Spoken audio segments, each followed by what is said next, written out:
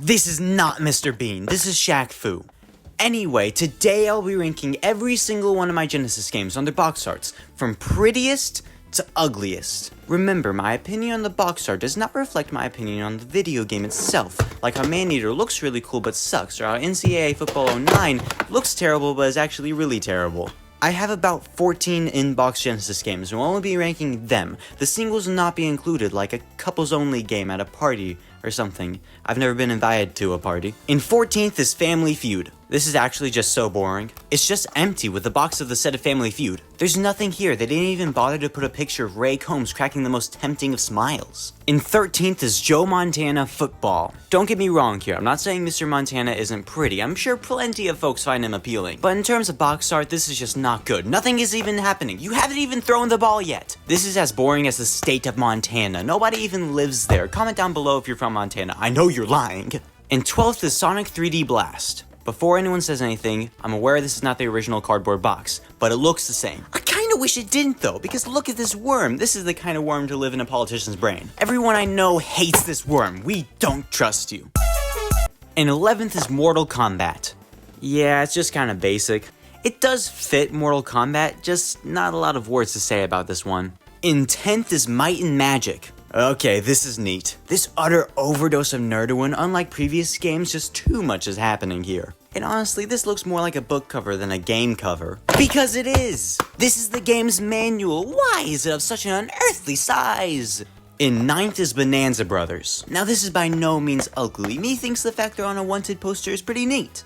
But this is my favorite Genesis game, and they just look so cool in the game. Why did they draw them like this? They look straight out of a cartoon show that frequently utilizes this sound. In 8th is Shaq Fu. Not a lot is going on here, but Shaq is quite charming, and dare I say, pretty. This looks like they were just hanging out and someone said, Shaq, do a kung fu pose, and so he just threw together this. In 7th is The Jungle Book. This is so awesome. Genuinely, the art here is incredible. It's almost perfect. If only Dan Schneider didn't design it. Why is all the attention on the foot? It's bigger than his face. I simply cannot look at anything else when these 5 little piggies are on grand display. In 6th is Sonic Classics. The gang's all here.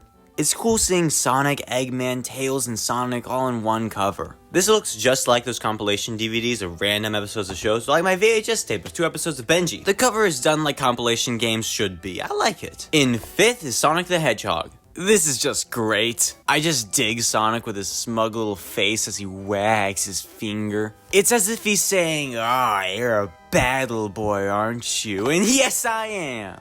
In 4th is Sonic 2. It picks up where the last one left off. We got Sonic and his pretty sidekicky, and Sonic has his arms crossed with the confidence of an 8th grader that just said a slur. And Dr. Robotnik is sneaking up behind him, gripping that 2 like it owes him money. Isn't this just one boiling pot of yes, please?